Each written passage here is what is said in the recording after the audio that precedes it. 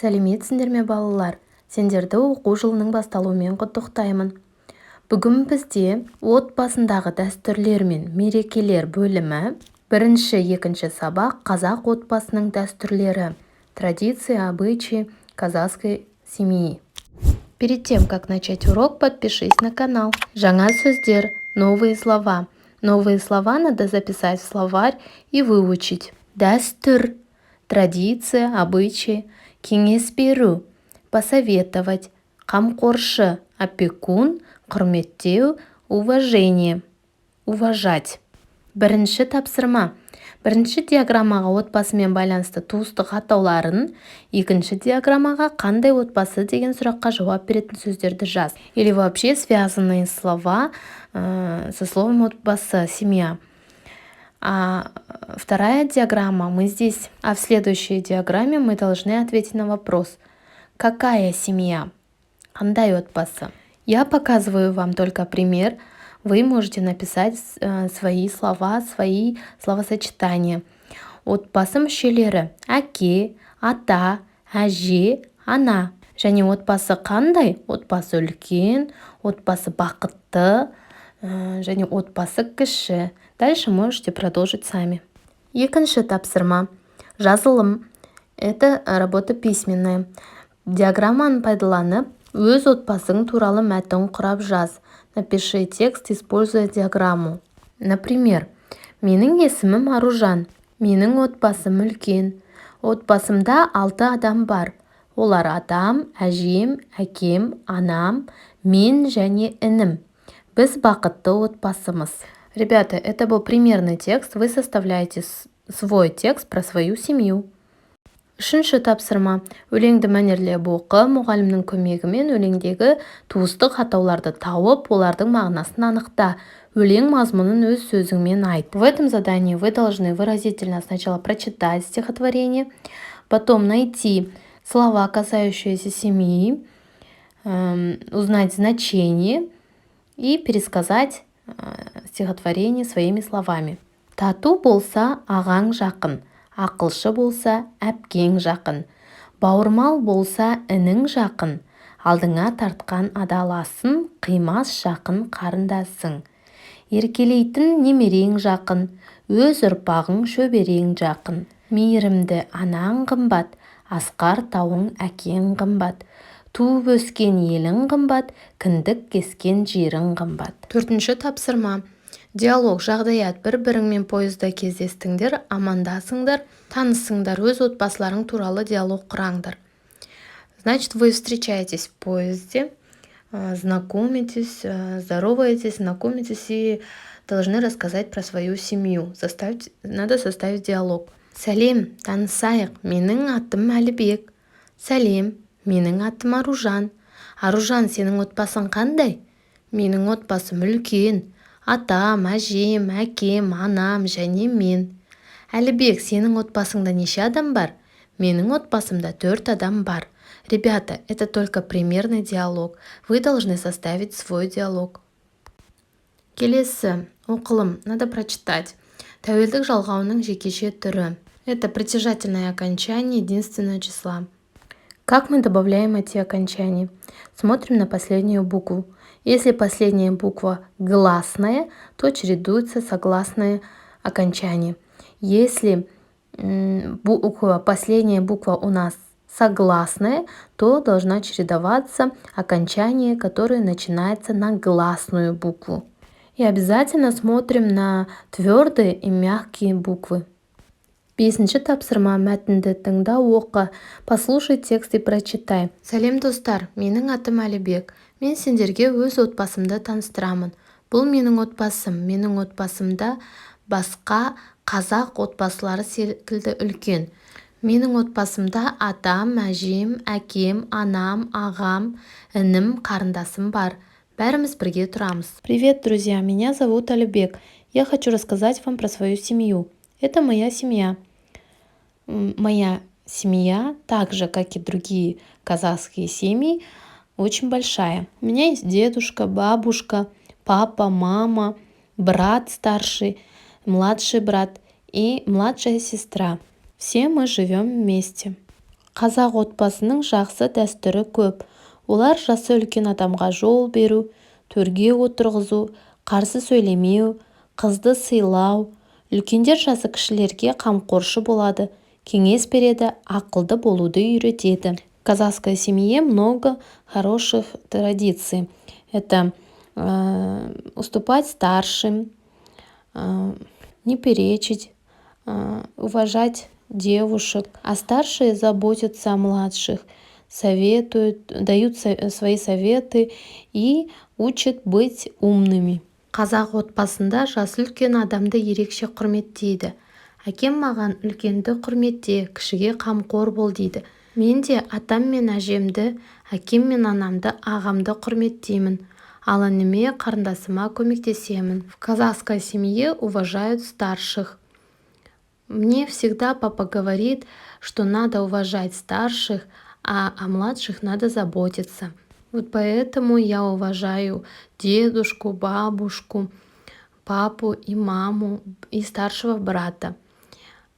А младшему брату и младшей сестре я помогаю. Қазақ халқы ежелден ұл бала мен қыз баланың тәрбиесін бөліп қараған. Ұлды мал бағуға, қолөнерге, ақша табуға, қыз баланы ас пісіруге, кесте төгуге, өрмек тоқуға үйреткен. Казахский народ с давних пор делил воспитание мальчика и девочки. Если мальчика учили пасти скот, рукоделие, как добывать деньги, а девочек учили, чтобы они хорошо готовили, еще учили шить. Қазақ дәстүрі бойынша үйде, көшеде ер адамдар бір-біріне қол беріп амандасады. Жасы кіші адам үлкенге ассалаумағалейкум деп амандаса, үлкендер уағалейкум ассалам деп жауап береді. Ал мектепте, қоғамдық орындарда ер адаммен де, әйел адамдармен де сәлеметсіз бе деп амандасады. По казахской традиции дома, на улице мужчины здороваются, дают руки. И младший старшему говорит ассаламу алейкум, а старший говорит уалейкум ассалам, отвечает. А в школе и в общественных местах и мужчины, и женщины говорят «здравствуйте». Адамдарды таныстырғанда үлкенге кішіні, әйел адамға ер адамды бірінші таныстырады. Ондай кезде танысып қойыңыздар, таныстыруға рұқсат етіңіздер деп айтады. Мен өз отбасымды жақсы көремін. Қазақ отбасының дәстүрлерін құрметтеймін, сақтаймын. Когда знакомят людей, то старшему знакомят младшего, а женщине – мужчину. В таких случаях используют слова «танысып қойыңыздар», «познакомьтесь», «таныстыруға рұқсат етіңіздер», «разрешите познакомить». Я очень люблю свою семью и уважаю казахские традиции. 6-шы тапсырма: мәтіндегі тәуелдік жалғау-жалғанған сөздерді теріп жаз. Надо из текста выписать слова с притяжательными окончаниями. Например, отбасым, атам, әжем, әкем и так далее. Дальше продолжите сами. 7-ші тапсырма: мәтіндегі ақпараттың дұрыстығын тексер. Надо выбрать правильный или неправильный вариант из текста. Әлібектің отбасы үлкен. Иә. Қазақ отбасында жасы кішілерді ерекше құрметтейді. Жоқ. Қазақ отбасында жақсы дәстүр көп. Иә. Ата-анасы Әлібекке ақылды болуды үйретті. Иә. Әлібектің қарындасы жоқ. Жоқ. Ұл бала мен қыз баланың тәрбиесін бөліп қараған. Иә. Әлібек үлкендерге әрқашан кеңес береді. Жоқ. Әлібек өз отбасының дәстүрін құрметтейді. Иә.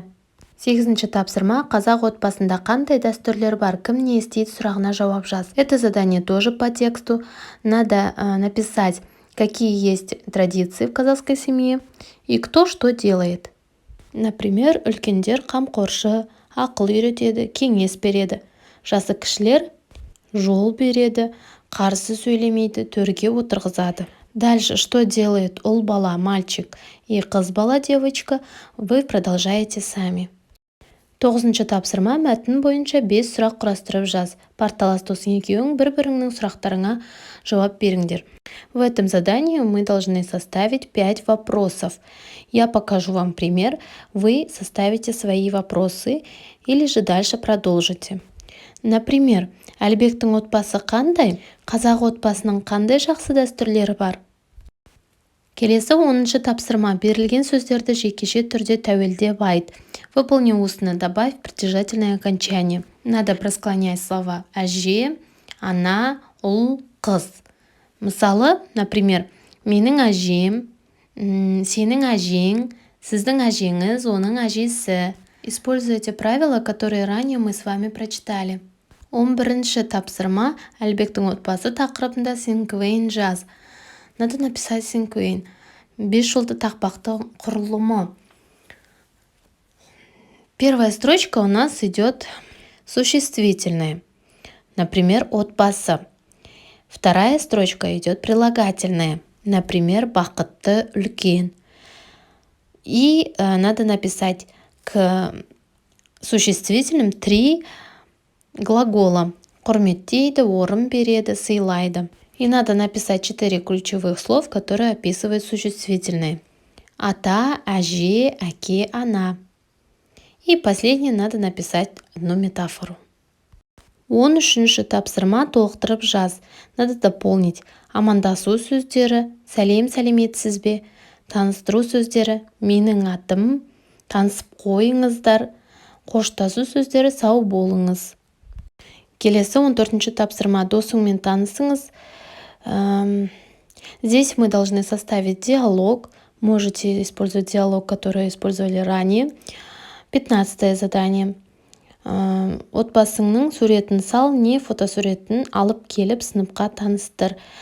Можно нарисовать или же принести фотографию своей семьи и познакомить, используя притяжательное окончание. 16-шы тапсырма. Досың екеуің көшеде келе жатып, көрші атайды көріп қалдыңдар, амандасыңдар. Ну, здесь ситуация идет у нас. Вы с другом увидели дедушку. Поздоровайтесь и познакомь своего друга с дедушкой. Используйте информацию, которую читали в тексте. Келесі 17-ші тапсырма. Шетелдік досыңа қазақ отбасының ерекшелігі мен дәстүрлері туралы білгеніңді айтып хат жаз. Напиши своему другу, который живет за рубежом, про традиции и обычаи казахского народа. Кел жаттығайық. Давайте прочитаем вместе. Менің әжем нар әжем, көп жасаған кәрі әжем, ауырғанда мен үшін әр сүйгені дәр әжем. Менің әжем жыр әжем, шуағы мол нұр әжем, ақ таяққа сүйеніп, аман есен жүр әжем. Қадыр Мырзаәлі. Есте сақта. Я читаю для того, чтобы поставить правильное ударение. Өзімнің отбасымды таныстырамын. Қазақ отбасының жақсы дәстүрі көп.